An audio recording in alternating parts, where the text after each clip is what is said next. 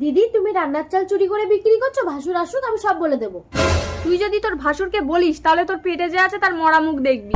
না না আমি বলবো না। সর চালটা বিক্রি করে আসি। আঙুর খেতে দাও, খিদে লেগেছে। খেতে দাও মানে ঘরে চাল আছে, রান্না করবো। কি বলো, কালই তো 10 কেজি চাল কিনে আনলাম। দেখো তোমার ছোট ভাইয়ের বউ চাল চুরি করে বিক্রি করছে হয়তো। না দাদা, নন্দিনী এই কাজ করতেই পারে না। ঠিক আছে ভাই, তুই তোর লক্ষ্মী বউকে নিয়ে আলাদা করে খা। দাদা আমি এখনো আয় করতে শিখিনি, আমাকে আলাদা করে দিচ্ছ? তাহলে তুই এই লক্ষ্মী ছাড়কে ঘর থেকে তাড়া, তবেই তুই আমাদের সঙ্গে থাকতে পারবি। ঠিক আছে আমিই চলে যাচ্ছি। খাতেই যা, আমি দেওয়ার ভাতারের ভার একাই সামলে নিতে পারবো। নন্দিনী আমরা আলাদা করে খাবো। কিন্তু আমাদের তো থালা বাসন নেই বিজয়। তাতে কি হয়েছে, আমি কাজ খুঁজে যাচ্ছি, আয় করে হোটেল থেকে প্যাকেটে করে ভাত এনে দুজনে খাবো। হঠাৎ করে তুই কাজ কোথায় পাবি? এই ওদের 100 টাকা দাও তো আজকের দিনটা চলার মতো। 100 টাকা কোথায় ছিল?